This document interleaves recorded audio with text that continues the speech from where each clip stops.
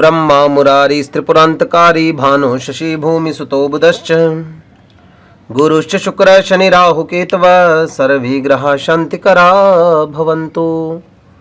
नमस्कार मित्रों, मैं आचार्य योगेश पारिक वेद स्वाध्याय पीठ के इस ज्योतिष चैनल पर आप सभी का तहे दिल से हार्दिक स्वागत करता हूं और भगवान नवग्रह से यही प्रार्थना करता हूं कि जो मेरे मित्र हैं, मेरे शिष्य हैं, जितने भी वर्तमान में दशाएं चल रही हो सभी अनुकूल होकर इन्हें प्रगति की ओर, उन्नति की ओर अग्रसर करें। दोस्तों, वीडियो बनाने का मुख्य उद्देश्य ये रहता है कि हम उस चीज़ को जान सकें, उसके बारे में जो डीपली नॉलेज है उसे हम ले सकें। और हमारा उद्देश्य ये ही नहीं है कि सिर्फ हमें वीडियो बनानी है, हमारा उद्देश्य ये भी रहता है कि उससे आपको कुछ सीखने को भी मिले और जिससे कि हमारा नेचर ज्योतिष को जानने का प्रयास करें। दोस्तों,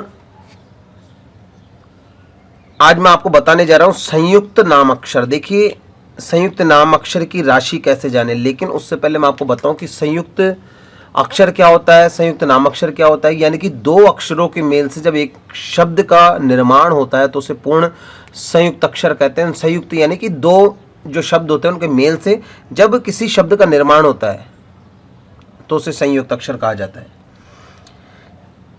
अब देखिए, जैसे ही आपको एक छोटा सा उदाहरण बताऊं कि हर व्यक्ति को एक नॉलेज होती है। नॉलेज ये होती है कि हमें ये पता रहता है कि राशि कौन सी है, क्योंकि हमने नक्षत्र पढ़े, नक्षत्र के आधार पर उनके जो चरण हैं उनको पढ़े, तो 9 चरणों का एक नक्षत्र के 4 चरण होते हैं और इसी प्रकार से 9 जो चरण होते हैं उससे एक राशि बनती है।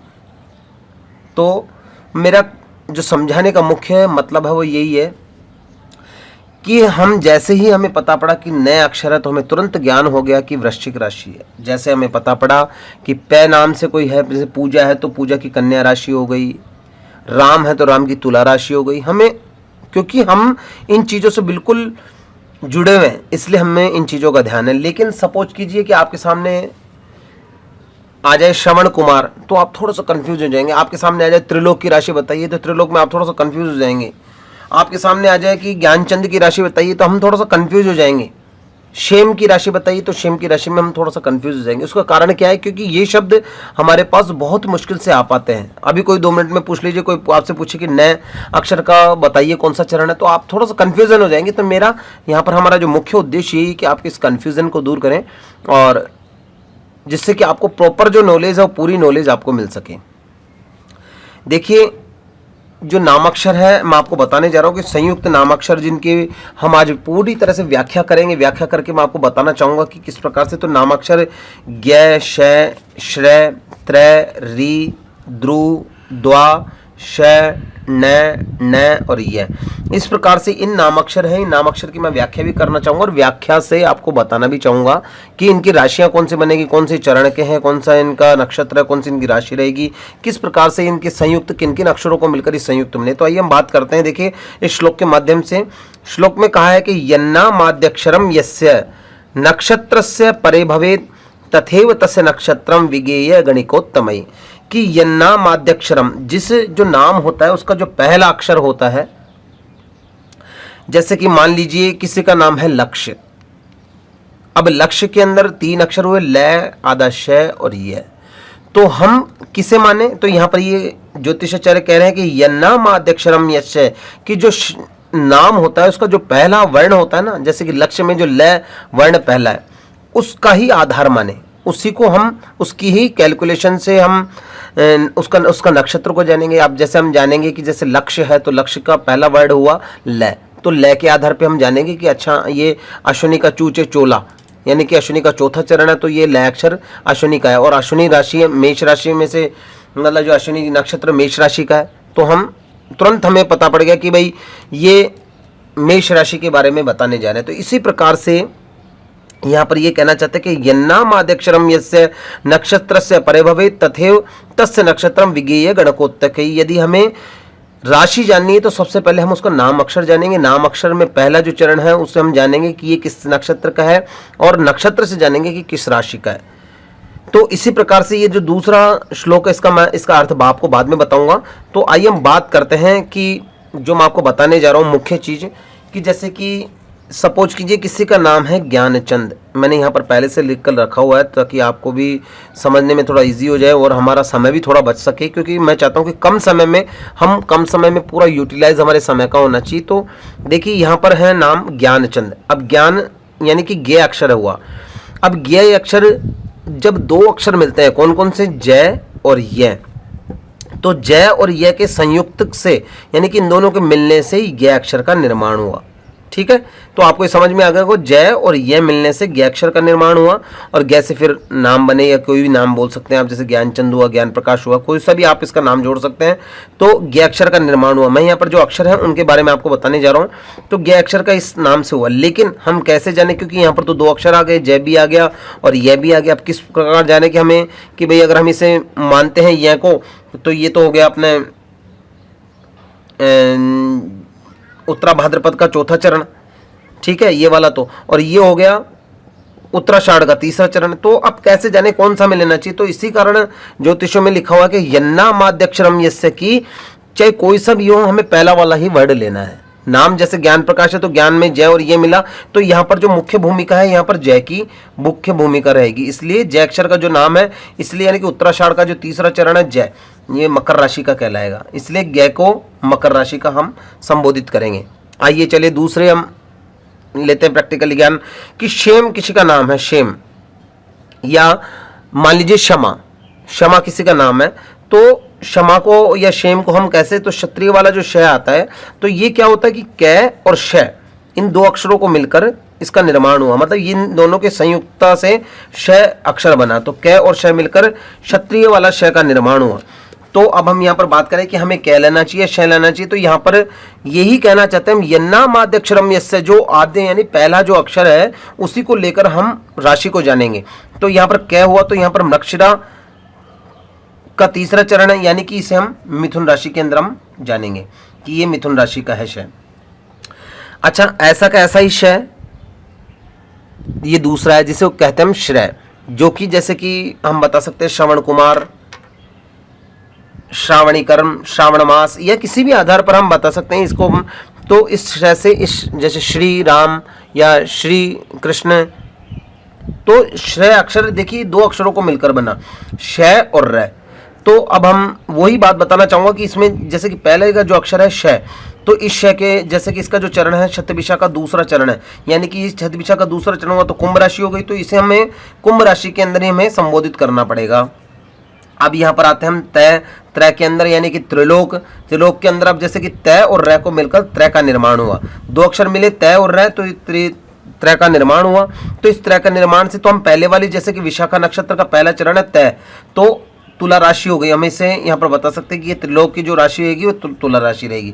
दोस्तों ये हमको इन चीज़ों का ध्यान करना पड़ेगा, याद करना पड़ेगा, हमें ज़्यादा ध्यान करने की जरूरत नहीं है। हमें इसके जो पहले चरण है ना, ये जितने भी पहले चरण है, इन पहले चरणों का सब ध्यान रखना है, और इससे हम अपनी राशि का, ये जो राशियाँ हैं इनका नाम का जानकारी प्राप्त कर सकते हैं। अब जैसे ऋषि है या ऋषभ देव है, तो इनका रिकार है, तो ये रकार है, ये रिको रे माना गया है ज्योतिष में, और इसको रेफ का चिन्ह दिया गया है। इसको रेफ अर्थ कहते हैं, जैसे रकार जो ऊपर आ जाता है ना मात्रा, जिसको कहते हैं रेफार की मात्रा, तो उससे इसका दो रूप दिया गया है। तो ये रेको और रेफार को, तो यानी कि ये चित्रा का तीसरा चरण है, ये तुला राशि के अंदर ही यह मान्य होगा। अब जैसे मान लीजिए किसी का नाम है द्रुपद, अब द्रुपद के अंदर हम देखते हैं ध्रुव अक्षर आ गया, ठीक है। अब ध्रुव के अंदर रै की मात्रा भी लगी और ध्रुव भी है, लेकिन इसका जो प्रादुर्भाव है मुख्य है वो दू से है, तो दू और रै, तो यानी कि इसका जो पहला वाला है अक्षर है उसे ही अब मान्य होगा, यानी कि दूत है जय, यानी कि उत्तरा भाद्रपद का पहला चरण ये हो गया, तो पहला चरण होने से मीन राशि इसकी हो गई, ठीक है। अब द्वारिका में आते हैं हम, तो द्वारिका के अंदर जो दय अक्षर है, दय अक्षर हुआ पूर्वा भाद्रपद का तीसरा चरण, तो दय अक्षर का हम द्वा मानेंगे, तो दा और वह मिलकर ये द्वा बना। तो इसके अंदर हम जो पहला चरण, पहला अक्षर है दा, तो दय दा, इसके अंदर हम इसको मान सकते हैं कि पूर्वा भाद्रपद का जो तीसरा चरण है, यानी कि इसे दय अक्षर को कुंभ राशि हम मानेंगे, तो यहाँ पर द्वारिका के अंदर हम कुंभ राशि से मानेंगे। अब हम बात करते हैं श अक्षर की, अब हम बात करते हैं श अक्षर की, कि श अक्षर के अंदर श अक्षर की। अब श अक्षर देखिए आप, जैसे कि मैंने आपको समझाया भी था कि यहाँ पर कै और श को मिलकर यहाँ पर श हुआ, तो यहाँ पर देखिए श, आप यहाँ पर कंफ्यूज नहीं हुए और ना इसका आप ये समझे कि जो श्याम वाला श है या ऐसा कुछ ही नहीं है इसके अंदर। ये हस्त नक्षत्र का दूसरा चरण है जिसका कन्या राशि बनती है इसके इस श से। यहाँ पर ये जरूर हुआ कि कै और श मिलकर श का निर्माण हुआ, लेकिन इसको हम ना तो कन्या राशि में रख सकते हैं, ना हम इसे कुंभ राशि में रख सकते हैं, इसलिए और सॉरी इसे नाम मिथुन राशि में रख सकते हैं, ना हम इसे कुंभ राशि में रख सकते हैं। तो श का जो निर्माण हुआ ये हस्त नक्षत्र के दूसरा चरण है उससे है, यानी कि कन्या राशि इसकी बनती है। अब देखिए एक समझने वाली बात है जो मैं आपको बताना चाहूँगा कि न, न और ये जो तीन वर्ण होते हैं, ये तीनों वर्ण होते हैं, ये बड़े क्लिष्ट होते हैं। इसका एकाएक नाम अक्षर निकलना बड़ा मुश्किल हो जाता है। तो मैं आपको एक श्लोक के माध्यम से ये चीज़ वापस से बताना चाहूँगा मैं कि यहाँ पर लिखा हुआ है कि नामादौ नावलोक्यन्ते वर्णास्तु न य न क्वचित और तदेतेषु क्रमन्नामं धर्तव्यम घ य ठाक्षरे। देखिए दोबारा से आपको बता दूँ, नामादौ नामलोक्यन्ते और वर्णास्तु न य क्वचित तदेतेषु क्रमान्नम धर्तव्यम घ स ठाक्षरे। तो यहाँ पर ये बताना चाहते हैं कि यहाँ पर कि जो तीन अक्षर आए ना, न, न और ये, तो न, न, ये तीनों अक्षर आए हैं। तीनों अक्षरों में क्या होता है कि जैसे ये जो न है ये कु घ नठ है, तो आद्रा का तीसरा चरण हो गया, और पू ख नठ है तो ये हस्त का तीसरा चरण हो गया, और दूत है जय है। आपने देखा होगा कि उत्तरा भाद्रपद का दूत है जय है चौथा चरण है, तो ये उत्तरा भाद्रपद का चौथा चरण है। अब देखिए इनके ऊपर नाम निकलना बड़ा मुश्किल हो जाता है कई बार, तो हमारे शास्त्र में इसमें संज्ञा दी गई कि इसे हम घकार की संज्ञा दे सकते हैं। जैसे कि उस श्लोक के अंदर बताया था कि धर्तव्यम घ या ठाक्षरे, तो आप इसे अगर किसी का नाम अक्षर, जैसे कोई बालक आद्रा के तीसरे चरण में जन्म होता है तो आप उसे घ की संज्ञा दे सकते हैं। उसका नाम अक्षर आप दो रूप में कर सकते हैं, उसे घ भी अक्षर आप बता सकते हैं। नकार की आप संज्ञा दे सकते हैं ठै से, कि आप उसका नाम ठै से भी निकाल सकते हैं, और यकार जो है उसकी संज्ञा आप झ से दे सकते हैं। तो ये इस प्रकार से दोस्तों हम जान सकते हैं संयुक्त अक्षर को, जो हमारे शास्त्रों में क्लिष्ट अक्षर हैं, कठिन अक्षर हैं, उनकी गणना और उनकी राशियां क्या बनेगी, किस प्रकार से राशियां बनी, किस प्रकार से इन संयुक्त अक्षरों को कौन सी संज्ञा दी गई, किस प्रकार से जोड़ा गया, किसको पहले जाना गया, और उसका नक्षत्र क्या है, चरण क्या है, और उसकी किस प्रकार से राशि बनी। दोस्तों मैं मेरा पूरा प्रयास करता हूँ कि आप लोगों को ऐसी छोटी छोटी जानकारियाँ दे सकूँ ज्योतिष की, जो कि अच्छा आप को एक बात और बताना चाहूँगा कि मैंने भी इसे सर्च करा कि संयुक्त अक्षर का देखा जाए कि कोई वीडियो है या नहीं है, लेकिन वास्तविकता यही निकली कि अब तक संयुक्त अक्षर का कोई वीडियो ही नहीं बना। मैंने देखा, बहुत प्रयास भी करा, लेकिन मुझे तो नहीं मिला। हो सकता है आपको मिल गया हो और आपको इसकी जानकारी भी हो, लेकिन मेरी नज़र के अंदर चाहे छोटी जानकारी हो, किसी प्रकार की कोई जानकारी हो, तो मैं यही चाहूँगा कि मैं जो मेरे मिलने वाले और मेरे शिष्य हैं और मेरे मित्र हैं उन लोगों को इसकी जानकारी प्रॉपर रूप से मैं दे सकूँ, और मैं यही चाहूँगा कि मैं आगे भी आपको इन चीज़ों की जानकारियाँ प्रॉपर रूप से दे सकूँ।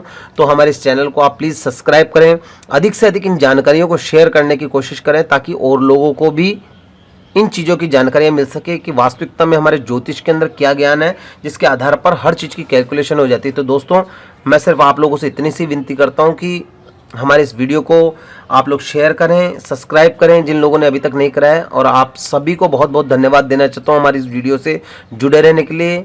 जय हिंद, वंदे मातरम।